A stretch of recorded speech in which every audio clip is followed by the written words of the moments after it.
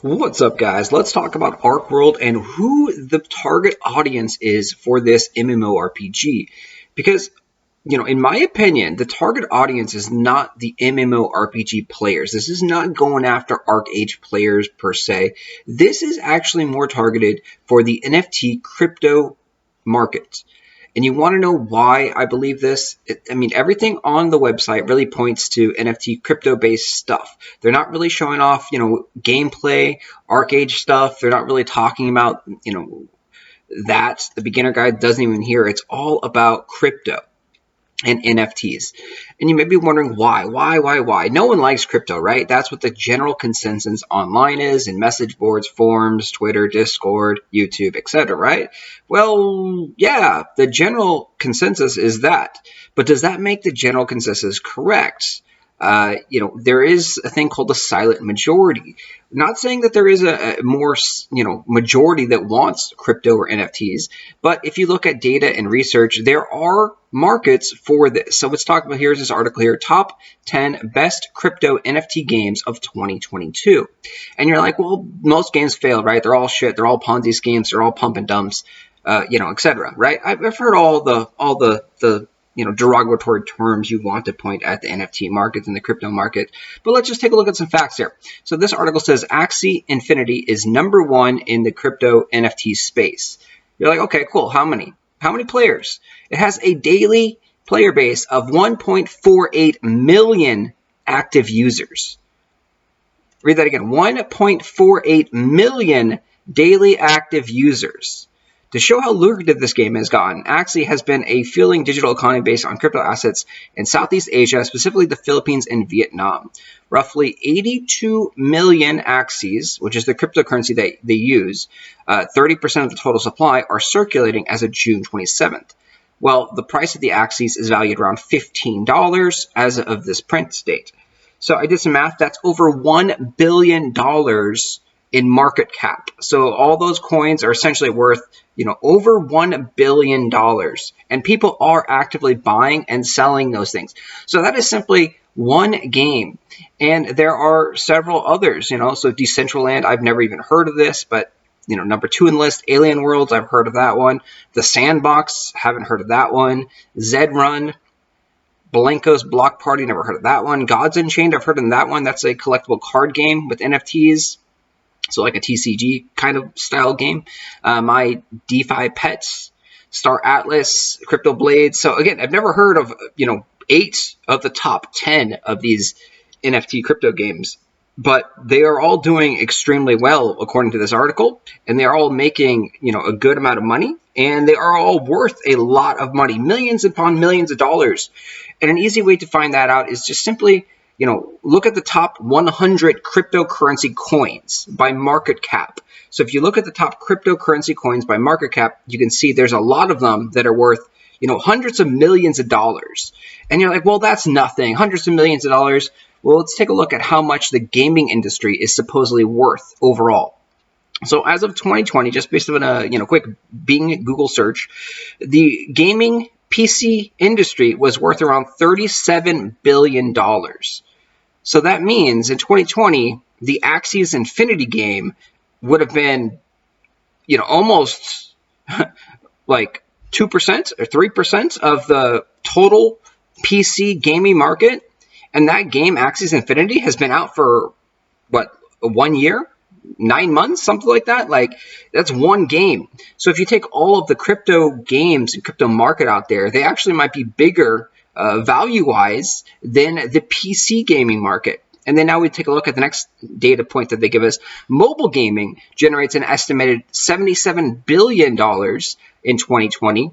So mobile gaming is significantly bigger than PC gaming. And that goes to show you why a lot of games now are all focusing their effort into the mobile industry, because there's more money to be made in the mobile industry than there is in the PC gaming market. That's a sad but true fact. And it's only getting bigger. The mobile gaming market is a huge, huge market. So the same thing could be said about the crypto gaming market. It is a growing market. And yes, what a lot of people don't like it, there are people that are spending hundreds upon hundreds and thousands upon thousands of dollars in the crypto market. So I like to look at the Wax blockchain, and this is a game that was developed by the Wax Studio, so you know it's going to be a legitimate game and not going to rug pull, which means the game releases and then the company just goes dark and shuts everything down. A lot of crypto games are like that. A lot of crypto games are complete 100% scams and just here, we're going to sell you these, pre-sale things, these alpha passes, these NFTs, and then we're not going to actually deliver on any of our games, or any of our promises, etc. So that's the big problem with the crypto market, is that it's not regulated, which means you got a lot of bad actors and people that are just pulling those drugs and just taking the money because it's easy money. And then you get the negative stigmatism on the crypto market. But what I want to show you here is, so this is a clicking NFT game. Literally all you do is you have your wrestlers. So it's a wrestling based game, and you just have them hey, go wrestle, and click a button, and you collect cryptocurrency. So they have a partnership with the Nature Boy, Ric Flair. So if anyone knows professional wrestling, he is one of the most legendary wrestlers of all time. And yeah, so the game is not even a year old, and the total sales of their NFTs are nearly $10 million in this less than 1 year time frame. So it started back 2021 December, very small. You see only a couple $100 sales there, 300, and then it just exploded all of a sudden around 4.3, $500,000 sales in one day. An insane amount of sales, and of course it has trickled back down, but they're getting a daily sale of about $3,000, $4,000 a day, and it's of course it is trending down. But still, this is only a fraction of the amount of money that these games are making, because most of their money comes from the actual cryptocurrency. These are the NFT. These are the game pieces that you need to play the game. This not even factoring in the cryptocurrency and how much money that is made and bought and sold on that.